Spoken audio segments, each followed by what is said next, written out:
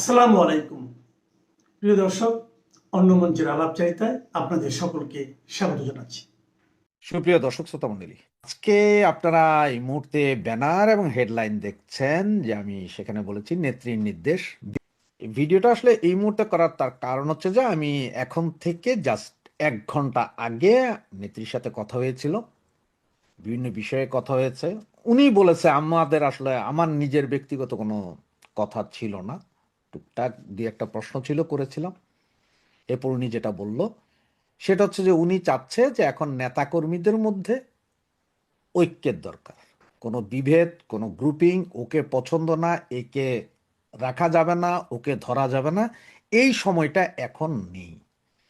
তো উনি আমাকে যেটা সরাসরি বললো যে আমরা যারা আছি, যারা কথা বলি বা যারা লোকজনের সাথে কথা বলি, ভিডিও কন্টেন্ট বানাই বা টক শোতে কথা বলে, এদের সকলের প্রতি ওনার একটাই নির্দেশনা, সেটা হচ্ছে যে এই মুহূর্তে ঐক্যের দরকার।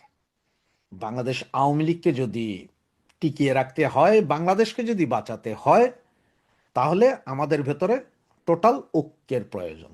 ঐক্য ছাড়া অন্য কোনো কিছুই চিন্তা করতে মানা করেছে।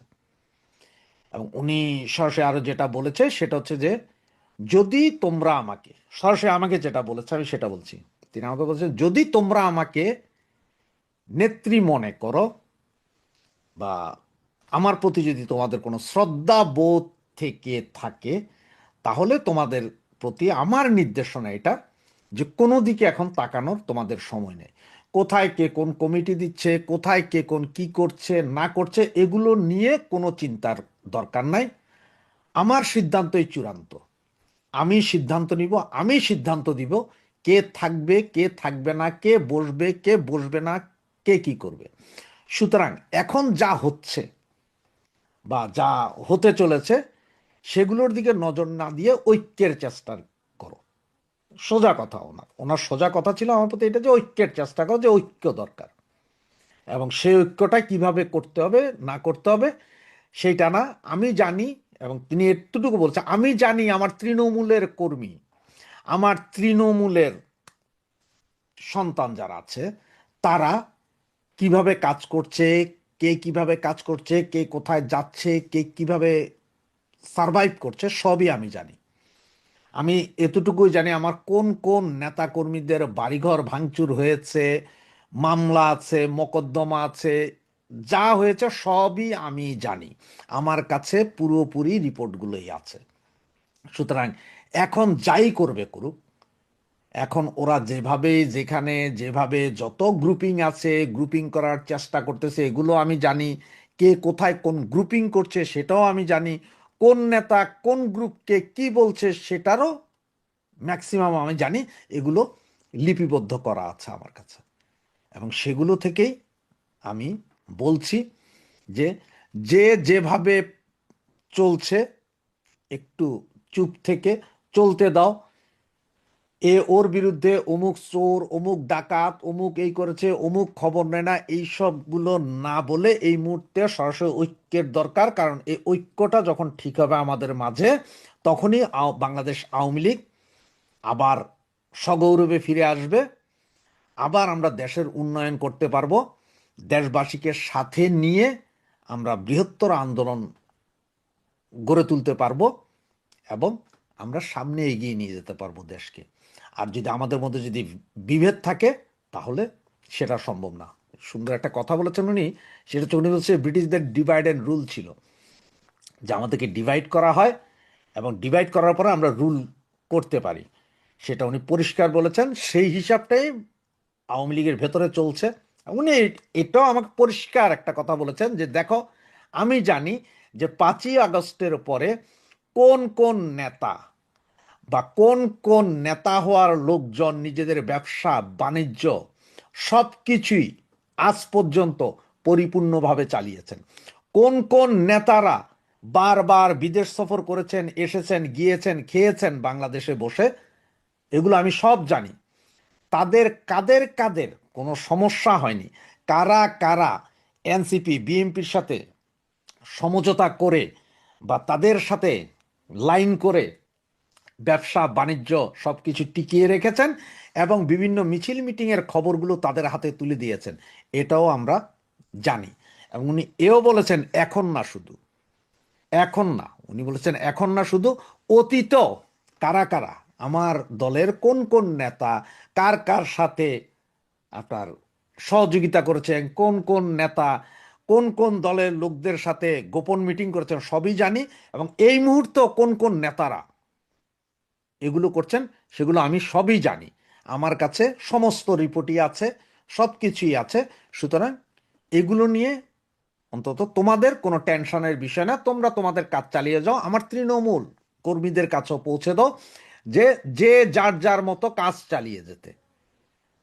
এই কাজ চালানোর মধ্যে মানে এই ঐক্য আমাদের মধ্যে এখন ঐক্য ধরে রাখতে হবে, কোনো বিভেদের দরকার নেই।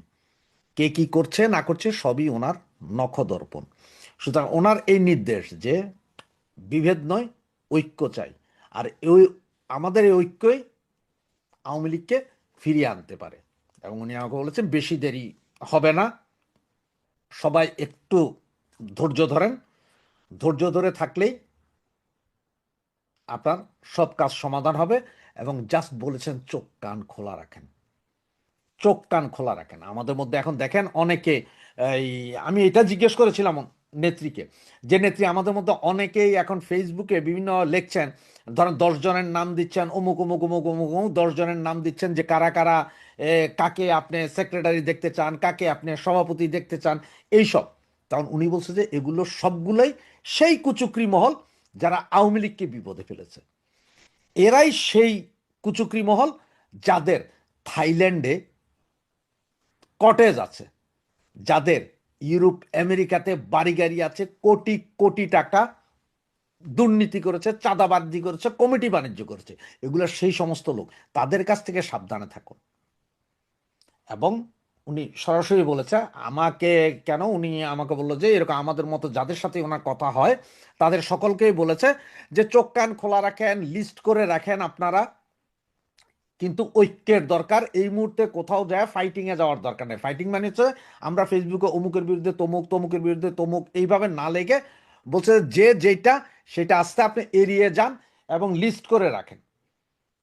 নেত্রীর সোজা কথা, উনি বলেছেন যে 5ই আগস্টের পর থেকে যেমন সমস্ত আমাদের বাংলাদেশ আওয়ামী লীগের নেতা কর্মীদের উপর যে অত্যাচার নিপীড়ন নির্যাতন হয়েছে, মামলা হয়েছে, তার যেমন লিস্ট আছে, এই মুহূর্তে কে কে আবার দলের ভেতরেই উপদল উপগ্রুপ তৈরি করছে তাদের লিস্টটা সুন্দরভাবে করে রাখতে এগুলোর ব্যবস্থা উনি করবেন। এবং উনি এটাও বলেছেন যে আমি এখনো কোনো সিদ্ধান্ত দেইনি, কাউকে বলিনি যে আমি ওই কমিটি চেঞ্জ হবে, ওই কমিটির সভাপতি যাবে, ওই কমিটির সেক্রেটারি থাকবে, এগুলো উনি বলেননি। দ্যাটথইন ভাষায় বলেছেন যে উনি বলেননি। উনি সোজা বলেছেন যে যদি আমার প্রতি বিশ্বাস, তোমাদের বিশ্বাস থাকে, শ্রদ্ধা থাকে, ভক্তি থাকে, তাহলে এটা মনে রাখো যে সব খবরই আমার কাছে আছে, সব কিছুই আমার কাছে আছে, আমি সিদ্ধান্ত নিব কে থাকবে কে থাকবে না, কার কি হবে সেটা আমি সিদ্ধান্ত নিব, আমার সিদ্ধান্তই চূড়ান্ত হবে। এবং উনি বলেছেন যে আওয়ামী লীগ কোনো এমন কোনো দল না যে বেনিয়াদের হাতে দলকে তুলে দিব। উনি এটাও বলেছেন দলকে তুলে দিবে এরকম না, আওয়ামী লীগ যা সিদ্ধান্ত নিবে সিদ্ধান্তর মতো নিবে। যদি আমার উপর, যদি উনি বারবার বলছে আমার উপর যদি বিশ্বাস থাকে তাহলে তোমরা তোমাদের কাজ চালাইয়া যাও, ঐক্য করো, বিভেদ নয়, লিস্ট রাখো কে কি করছে, সেটাই পরবর্তী সবকিছুর সূচক নির্ধারণ করবে।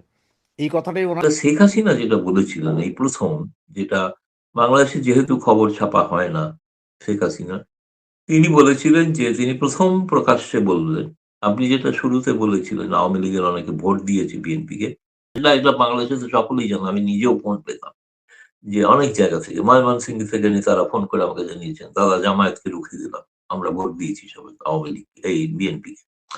তিনি চাইছেন তার একটা প্রতিদান। প্রতিদানটা কি? প্রতিদানটা হচ্ছে রাজনৈতিক নিষেধাজ্ঞা প্রত্যাহার করা হোক।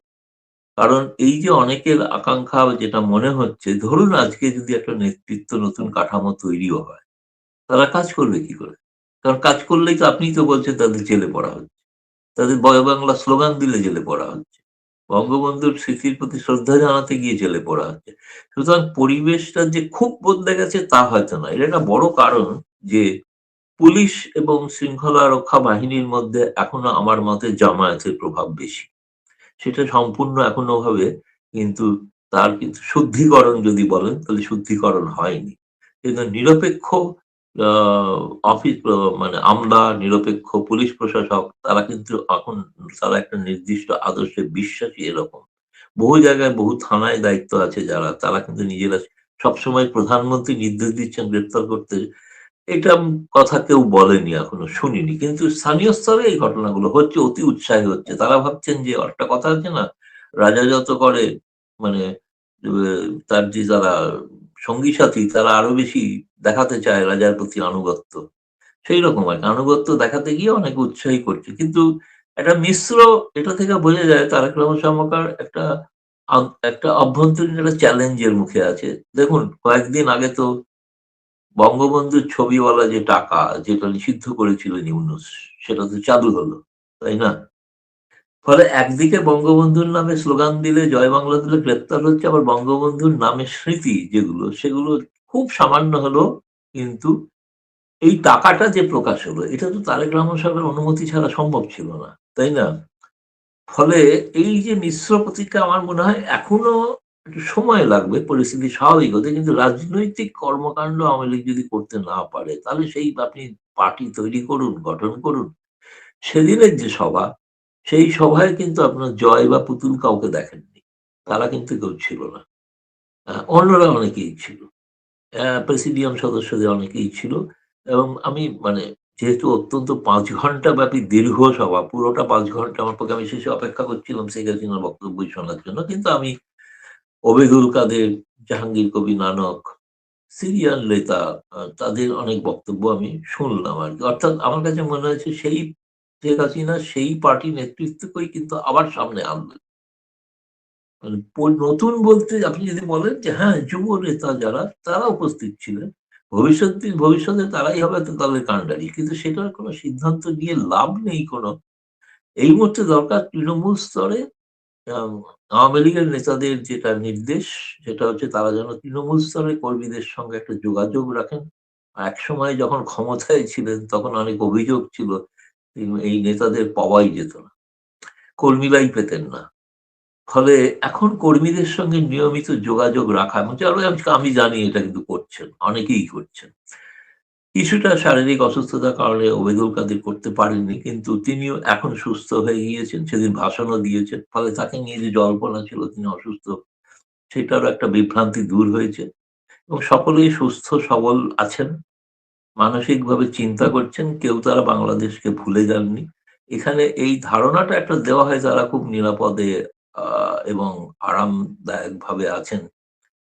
আরাম আমি জানি না যে কারাগারে থাকাটা যদি কারোর কাছে আরামদায়ক, আপনি দেশ ছেড়ে বাইরে আছেন, সেটা যতটাই আরামদায়ক হোক সেটা আরামদায়ক নয়। তাতে মনের শান্তি থাকে না। তো আমি মনে করি না সকলেই, এটা যে একটা ভ্রান্ত ধারণা যাদেরকে রাজপ্রাসাদে সবাই রয়েছেন, এটা সম্পূর্ণ ভুল ধারণা।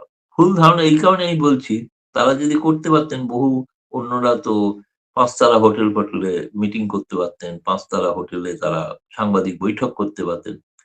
বিশেষ তারা ব্যয় করতে পারবেন না বলে ভারতের জাতীয় প্রেস ক্লাবে একটা ইন্টারেকশন এর আয়োজন করেছে। কারণ সেখানে খরচা কম। খরচা কম মানে ১/১০ খরচা বাইরে কোনো ৫ তারা হোটেলের থেকে। তারা তো ইচ্ছা করলে তাদেরকে সাংবাদিকরা আরো খুশি হতো, ভারতীয় সাংবাদিকরা। যদি কোনো ৫ তারা হোটেলে তাদের আয়োজন করা হতো। কোনো ইফতার হয়নি, আরেকবার ক্লারিফাই করে দিই, কোনো ইফতার হয়নি। কারণ ইফতার প্রেস ক্লাবে হয় না। রাত্রি ৮ টার সময় ইফতার হয় না। ইফতার ছিল ৬:২৯ সেদিন। উনারা এসেছিলেন প্রায় কেউ ৮:৩০ এসেছিলেন। আর কিছু সাংবাদিক তো রাত ১০ টায় এসেছিলেন। ফলে অনেকে বুঝতে পারেননি। এনিওয়ে, যেটা মোদ্দা কথা, আমি এক কথায় বলব যে আওয়ামী লীগকে সত্যি আরো বেশ কিছুদিন অধৈর্য হয়ে পড়ছেন অনেকে, এটা স্বাভাবিক। কিন্তু মনে হয়েছে যে আমার আরেকটা বড় কারণ হয়তো আওয়ামী লীগ প্রসঙ্গে একটা আলোচনা হবে ভারত এবং বাংলাদেশের মধ্যে পররাষ্ট্রমন্ত্রী পর্যায়ে। বিশেষ করে যখন অজিত ডোভালের সঙ্গে বৈঠক হবে, খলিলুর রহমানের।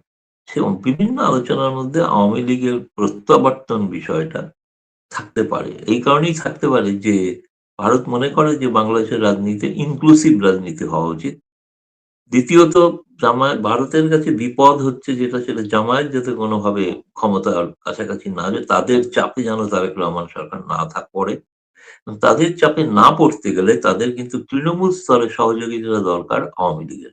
এটা হয়তো বোঝানো হতে পারে। এখন তার ফল কি হবে না হবে সিদ্ধান্তটা তারেক রহমান সরকারের। কিন্তু আমরা এই দূর থেকে এটা মনে করি তারেক রহমান সরকারের পক্ষেও খুব স্বস্তি হবে যদি তারা আওয়ামী লীগকে একটা এই মুহূর্তে সরাসরি রাজনীতি করতে না দিলেও নিষেধাজ্ঞা তুলে দিয়ে তাদের ঘরে ফেরার যদি অন্তত একটা ব্যবস্থা করতে পারে।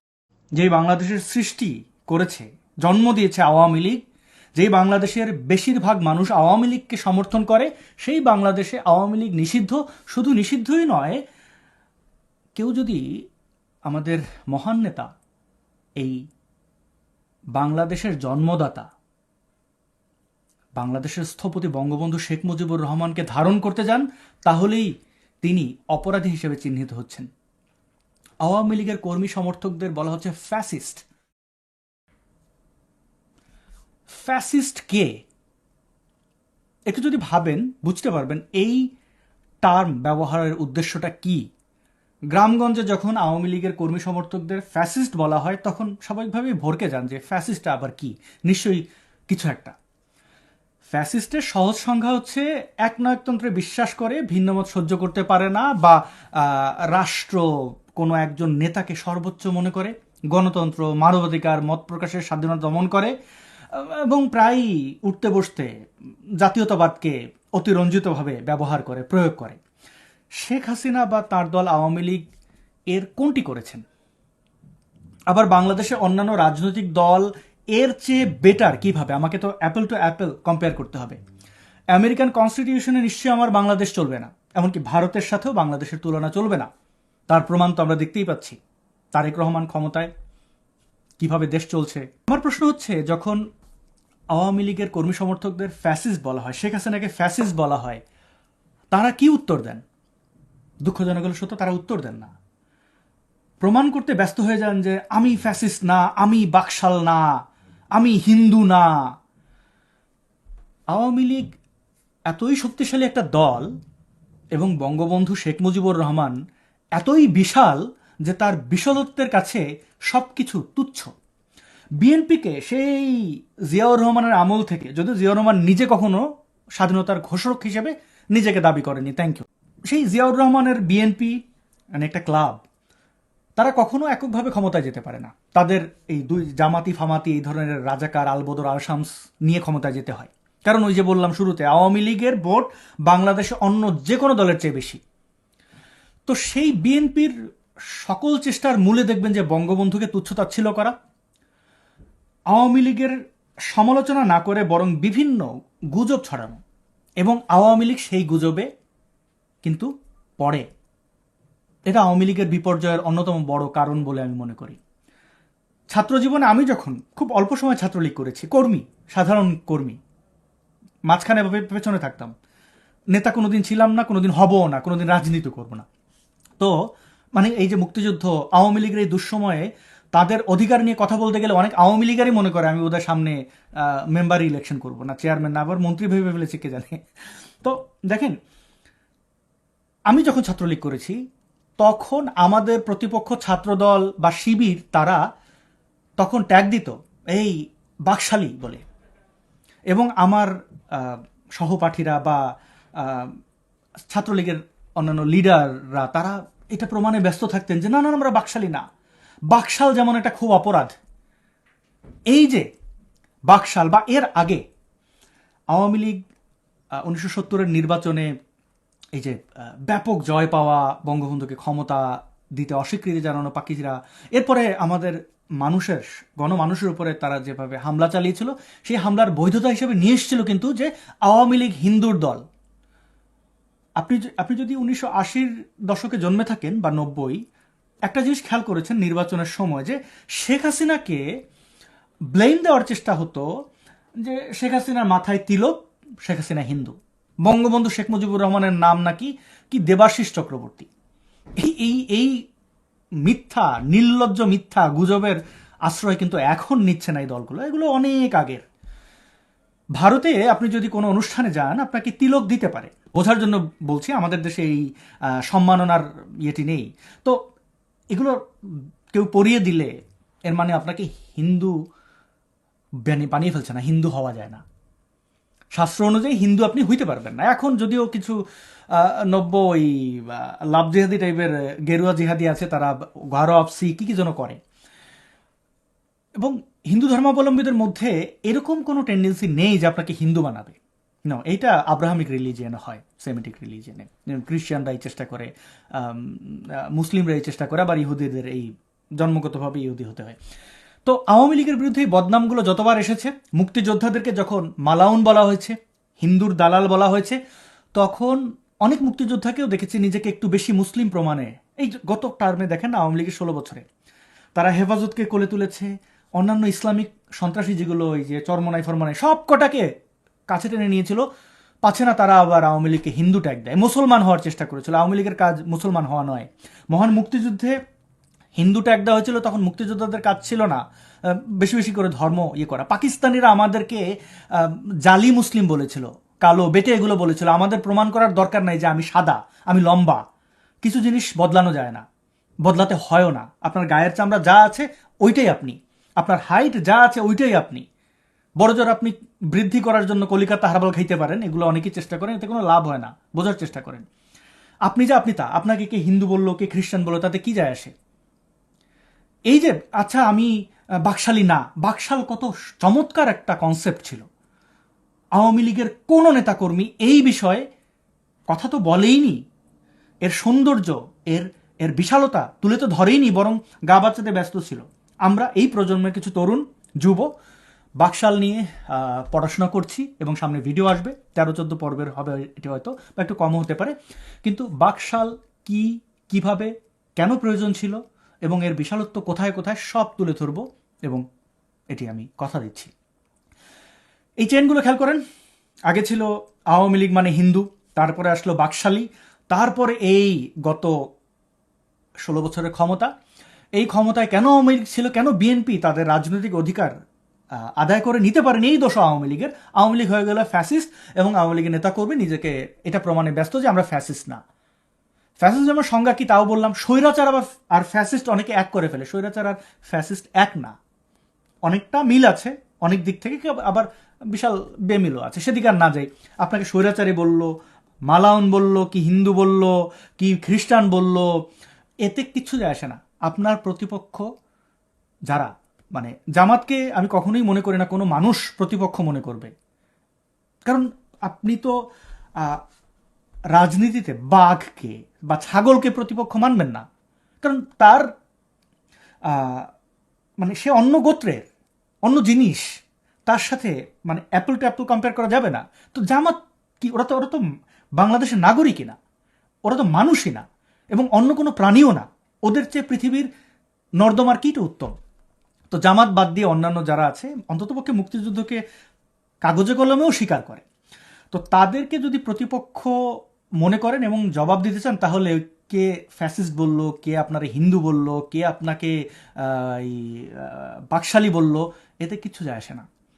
আওয়ামী লীগ সমৃদ্ধ একটা দল, দুঃখজনক হলো সত্য, আওয়ামী লীগের সেই সৌন্দর্য, সেই ইতিহাস আওয়ামী লীগের লোকজন ধারণ করেন না। করলে এই অবস্থা হতো। শেখ হাসিনা ফ্যাসিস্ট হলে, ব্যক্তিকেন্দ্রিক হলে, তাহলে তো তিনি এমন একটা বিশাল আমব্রেলা তৈরি করতেন যেখানে এই এখনো মানে হিটলারের মতো ফ্যাসিস্ট, অনেক নাম আছে ফ্যাসিস্টদের, অনেক নাম বলা যাবে, তো সে তার উৎকৃষ্ট উদাহরণ হিটলার। তো হিটলার কবে মরেছে এখন পর্যন্ত তার ওরকম শক্তপোক্ত টিম মেম্বার পাওয়া যায় যারা এখনো তাকে ডিফেন্ড করে যায়। শেখ হাসিনাকে ডিফেন্ড করার তো লোকই নাই। উনি একটু প্রশংসা পেলে গলে গিয়ে এই ওয়াকারের মতো একটা গাদ্দারকে সেনাপ্রধান বানিয়েছেন। আপনি খেয়াল করে দেখেন, চুপ্পুর মতো একটা লোককে প্রেসিডেন্ট বানিয়েছেন। কি যোগ্যতা! এর আগের আব্দুল হামিদ বা হাসান মাহমুদ, ওবায়দুল কাদের, এরা কিভাবে আওয়ামী লীগটাকে ধ্বংস করেছে খেয়াল করেননি? ওই যে আপনি যখন স্বরূপে থাকেন, তখন আওয়ামী লীগ যখন তার রূপে থাকে, তার আদর্শে থাকে, 72-এর সংবিধানে থাকে, তখন আওয়ামী লীগকে দমানোর ক্ষমতা কারণ নেই। যখন ওইখান থেকে বিচ্যুতি ঘটে, তখনই তাদের ধস নামে। ধর্ম ব্যবসা শুরু করেছিল আওয়ামী লীগ। কেন? আওয়ামী লীগের কাজ ধর্ম ব্যবসা? আমাদের মুক্তিযোদ্ধা কি যুদ্ধের সময় বলেছিলেন যে না আমরা মুসলিম, পাকিস্তানিরা হিন্দু, পাকিস্তানিরা অমুসলিম, এই কথা বলেছিলেন? এই কথাই আমরা যাব না। কে কি বললো তাতে কিছু যায় আসে না। যদি এদিকে পা দেন তাহলে ওই হেফাজতকে পালবেন, এই চরমনাইকে পালবেন, এই মামুনুলদের দল ওই সবগুলোকে পালবেন এবং সঠিক সময় ছবল মারবে। মাদ্রাসায় আওয়ামী লীগকে ঘৃণা করা, মুক্তিযুদ্ধকে ঘৃণা করা একটা বিশেষ অংশ, একটা বিশেষ চ্যাপ্টার আমি মাদ্রাসায় পড়েছি। শুনেছেন মাদ্রাসার এই যে এত এত আলেম, এত এত ওলামা বঙ্গবন্ধুর ভূয়াসী প্রশংসা করতে বা মুক্তিযুদ্ধকে ধারণ করতে। হ্যাঁ, আওয়ামী লীগ যখন ক্ষমতায় ছিল এই আজহারি, ওই আরেকটা সোকল্ড এমপি কি যেন, রাশমিকা মান্দানা নাম মনে পড়ে, আমির হামজা, এই ধরনের প্রত্যেকটা মোল্লাকে আপনি ওই করোনা ইব্রাহিম থেকে শুরু করে এই রকেট মনোয়ার সব কটা আওয়ামী লীগের দালালি করেছে, বেশি বেশি আওয়ামী লীগের দেখিয়েছে গুপ্ত। ধর্ম ব্যবসা করতে গেলে আপনি ধর্ম ব্যবসায়ী যারা চিহ্নিত তাদের সাথে জিতবেন না। এখানে জামাত জিতবে, এখানে চরমনাই জিতবে, কারণ ধর্ম ব্যবসা করাটা তাদের আদিম পেশা, বংশ পরম্পরা তারা এই ব্যবসা করে এসেছে। এবং তাদেরকে নিয়ে কিন্তু মানুষের কোনো মাথা ব্যথা থাকবে না। আমি এই ভিডিওতে জামাতের এই চুম্মা আমিরের একটা বক্তব্যের উদাহরণ দেব যে দেখুন, ধর্মীয় অনুভূতি তাদের বেলায় একরকম, আপনার বেলায় আর একরকম। এই বাংলাদেশের যতগুলো রাজনৈতিক দল আছে তাদের একটু প্রতীক ভাবতে বলবো। মানে আওয়ামী লীগ যে কত বিশাল একটা দল, এই দলটি যে একদম রুট এই বাংলাদেশের শিকড়ের সাথে যুক্ত, তার অনেকগুলো প্রমাণ আছে। এই আওয়ামী লীগের স্লোগান জয় বাংলা, আমাদের মহান মুক্তিযুদ্ধের স্লোগান। যতগুলো রাজনৈতিক দল আছে তাদের প্রতীকের দিকে তাকান। আওয়ামী লীগের প্রতীক কি? নৌকা। এই গ্রাম বাংলার সবচেয়ে বন্ধু ছিল এই নৌকা। এখন আপনি যে অবকাঠামো দেখছেন সেখানে শেখ হাসিনার বড় রকমের একটা ভূমিকা রয়েছে। আমি গোপালগঞ্জের, বরিশালের, মা বরিশাল, বাবা গোপালগঞ্জ, এবং পদ্মা সেতু যে কত গুরুত্বপূর্ণ। আজকে এই ঈদকে কেন্দ্র করে ফেরি থেকে গাড়ি, বাস খাদে মানে নদীতে পড়ে গিয়ে যে মৃত্যু দেখে আপনারা কষ্ট পাচ্ছেন, এরকম হাজারো মৃত্যু শেখ হাসিনা ঠেকিয়েছেন। আমি ছোটবেলায় ঈদে, কোরবানিতে, পূজায়, ছুটিতে বাবা শিক্ষকতা করতেন, এই তো কালে ভাদ্রেই ছুটি পেতেন, যেতাম তো। ছোটবেলার স্মৃতি আমার মনে পড়ে, আমার ভৈরবের ব্রিজের কথা মনে পড়ে। সেই বেশ কিছু তেলের জারের মতো, হ্যাঁ, ড্রামের মতো সেগুলো ভাসিয়ে ব্রিজ ছিল। তো এগুলো যখন ছিল না তখন বড় বন্ধু ছিল নৌকা। দেখেন, আপনি ঝড় থামিয়ে দিতে পারবেন, শাহরুখ খান হয়ে দাঁড়ায় যাবেন, ঝড় হয়তো থেমে যাবে, আপনার উড়ে নেবে না। আপনি মানে অন্য যে কোনো প্রাকৃতিক যে উপাদানগুলো রয়েছে সেগুলো হয়তো আপনি ঠেকাতে পারবেন, কিন্তু পানি, জল কখনো ঠেকাতে পারবেন না। যখন জল দেখেন না কোনো বাঁধ মানে না, এর চেয়ে আরো শক্তিশালী হচ্ছে জনস্রোত। মানুষের ঢেউ থামানো যায় না। আওয়ামী লীগ যতবার তার আদর্শ থেকে বিচ্যুত হয়েছে ততবার মানুষের ঢেউ তারা থামাতে পারেনি। এই যে জুলাইয়ের আন্দোলন তার অন্যতম একটা উদাহরণ। এটাকে আন্দোলন বলা যাবে কিনা তার একটা অন্য প্রশ্ন। তো দেখেন, এই যে নৌকা প্রতীক, এর সমকক্ষ অন্য কোনো প্রতীক আছে? বিএনপির এই ধানের শীষ, এর বিশালতা কি? বিশালত্ব কোথায়? আর নৌকা? আওয়ামী লীগ এই এই এই মাটির, এই নদীর, এই হাওয়ার দল এবং প্রত্যেকটা জায়গায় মিশে আছে। প্রতীক যেহেতু বলেছি, এখন সর্বশেষ যে প্রতীকটা পেল জামাতের গুপ্ত সংগঠন এনসিপি, তাদের প্রতীকটা একটু মনে করাতে বলবো। এনসিপি তাদের প্রতীক কি? Butt plug, BUTT, butt plug. If you know you know. বেশি আর গেলাম না, অনেক অনেক আমাদের বয়সে অনেক বড়রা দেখেন, আবার না বললেও পারছি না। তাদের প্রতীক তারাই যেভাবে মানে তুলে ধরছে, একে অন্যের কাছে প্রতীক বিনিময় করছে, এগুলো আসলে খুব অশ্লীল লাগে দেখতে। যদিও তাদের কাছে অশ্লীল না, কারণ মাদ্রাসায় এই যে ছেলেপেলেদের বলৎকার করে, তাদের কাছে তো এই বলৎকার, পশ্চাৎ দেশ খুবই প্রিয়। তো সেই পশ্চাৎ দেশ তো প্রাকৃতিক, পশ্চাৎ দেশে যৌনকর্ম করাটা প্রাকৃতিক নয়, মানে ওইভাবে বিবেচনা করলে সামগ্রিক। তো সেটা মানে একটু সচেতন যারা তারা এই প্লাগ ইউজ করেন। তো আপনারা এনসিপির আদর্শিক দিক থেকে তো বুঝতে পারছেন, যেহেতু তারা গুপ্ত, জামাত সরাসরি বলে না, আবার সব জায়গায় জামাতের সাথে পেছনে সামনে আছে, তো তাদের নাম হতে পারে, নামের সাথে আল যুক্ত করা উচিত, যেমন আল বদর, আল শামস, তারপরে আল কায়দা, এই এদের সাথে এনসিপির সাথে আল যুক্ত করা উচিত, তাহলে আল এনসিপি, না এটা যাচ্ছে না, এনসিপি আল, না এটাও তো খুব একটা ভালো যাচ্ছে না, এন আগে রেখে যদি তারপরে আল বসানো, এনাল ছিপি, হ্যাঁ এই এনাল ছিপি হতে পারে তাদের নাম, প্রতীক এবং নাম এনাল ছিপি। তো এই এই যে প্রতীকের কথা বলতে গেলে তো দুঃখই লাগে। আওয়ামী লীগের সৌন্দর্য আমাদের বলতে হয় যারা আওয়ামী লীগের না।